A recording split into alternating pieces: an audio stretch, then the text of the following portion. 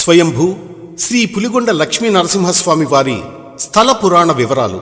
శ్రీ పులిగొండ లక్ష్మీ నరసింహస్వామి స్వయంభూ దేవస్థానం గొల్లపూడి గ్రామం, వైరా మండలం, ఖమ్మం జిల్లా, తెలంగాణ రాష్ట్రం. దట్టమైన అరణ్య ప్రాంతమైన గుట్ట తూర్పు ఆగ్నేయ మూల భాగాన స్వయంభూగా వెలసిన దేవతాదులు మహామునులచే అర్చనలు అందుకొనుచున్న శ్రీ పులిగొండ లక్ష్మీ నరసింహస్వామి వారి స్వయంభూ స్వామి సుమారు 400 సంవత్సరాల క్రితం మిట్టపల్లి చంద్రయ్య పాలడుగు గ్రామస్తుల వారికి స్వప్నమునందు స్వామి సాక్షాత్కరించి కొండ దిగు నుండి పైభాగమున వెలసిన భక్తులను అర్చనలు అందుకొని నిత్య ధూప దీప నైవేద్యములు జరిపించమని స్వామివారు తెలుపగా, చంద్రయ్య గారు, స్వామి, ఈ అరణ్యమందు పులి సంచరిస్తుంది, భక్తజనులు భయపడరా అని అడుగగా, స్వామి, ఆ పులి మరణించింది, భయం లేదు అని తెలుపగా, అప్పుడు ఆ చంద్రయ్య గారు కొంతమంది గ్రామస్తులను తీసుకుని పులికొండకు వచ్చి చూడగా పులి మరణించి ఉన్నది. స్వామివారికి దేవాలయమును శుభముహూర్తాన ఆలయ నిర్మాణం గావించి నిత్య ధూపదీప నైవేద్యం జరుగుచుండగా అర్చకులు నిత్యం స్వామివారికి సేవలు గావించుటకు ఆదిశేషుడు అను సర్పము నిత్యము కనిపించేది. ఆనాటి నుండి ఈ గుట్ట క్రింద కోనేరు నందు మునులు స్నానమాచరించి ప్రతిరోజు రాత్రి సమయమునందు స్వామివారిని సేవించుకుంటూ ఉంటారు అని ప్రతీతి. అదేవిధంగా ఆనాటి నుండి స్వామివారి దగ్గర నుండి మిట్ట మధ్యాహ్నం సమయంలో ఓంకార శబ్దం వినిపించడం విశేషం. 200 సంవత్సరాల తర్వాత ప్రధాన అర్చక స్వాములైన వంగీపురం అప్పలాచార్య గారికి స్వామివారు స్వప్నంలో కనిపించి ఆలయం శిథిలావస్థకు వచ్చింది, పునఃప్రారంభించాలని కోరారు.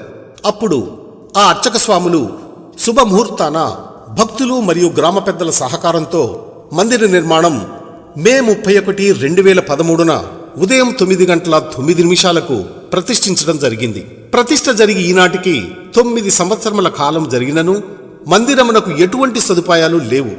ఇప్పుడు వంగీపురం విజయలక్ష్మి గారు స్వామివారికి కొండ వెనుక మొదట స్వామివారు వెలిసిన మూలస్వామివారికి దిగుడు మెట్లు కట్టించడం మరియు మూలస్వామి దగ్గర మండపం కట్టించడం, వంటగది భక్తుల సహకారంతో నిర్మాణం జరిగింది.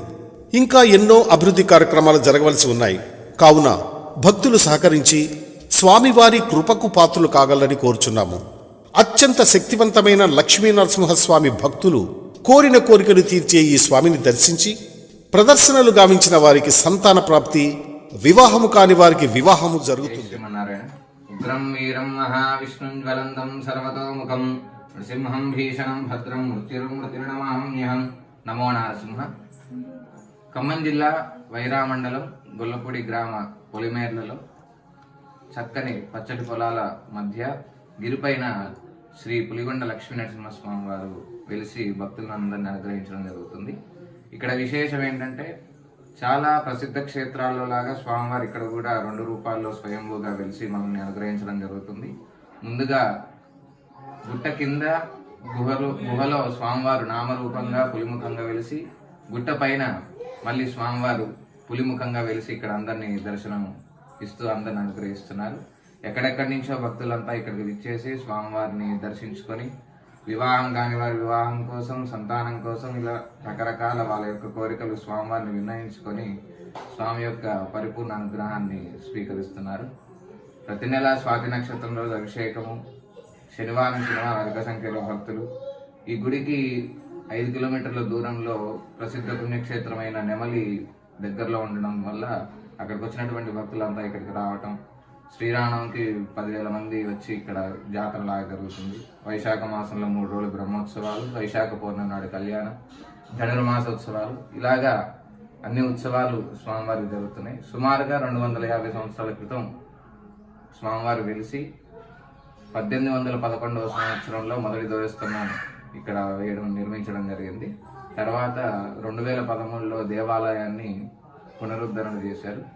ఈ యొక్క దేవాలయం ఎండోమెంట్స్ డిపార్ట్మెంట్ దేవాదాయ శాఖ పరిధిలో ఉంది.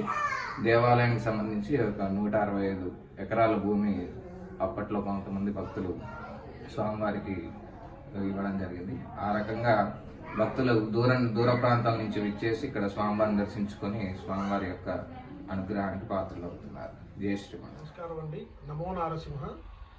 మనం ఇప్పుడు పులికొండ గ్రామంలో ఉన్నటువంటి నరసింహస్వామివారి దేవస్థానంలో ఉన్నాము. పులికొండ అంటే ఈ గుంటకు ఆ పేరు ఎలా వచ్చింది అంటే, ఒకప్పట్లో ఒక పులి అనేది ఇక్కడ స్వామివారి కనిపిస్తున్నారు చూసారా, స్వయంభూమూర్తి. ఆ యొక్క మూర్తిని పులి సేవించేదన్నమాట. కొద్ది రోజులుగా పులి అంటూ ఇక్కడ సేవించుకుని స్వామివారి దగ్గరే శేష జీవితం గడిపి వారు ఇక్కడే కాలం చేశారు.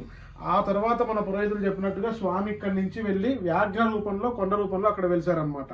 అందుకని ఇక్కడ స్వామిని దర్శించుకుంటే చాలా కోరికలు నెరవేరుతాయని ప్రతీతి. నమో నారసింహ.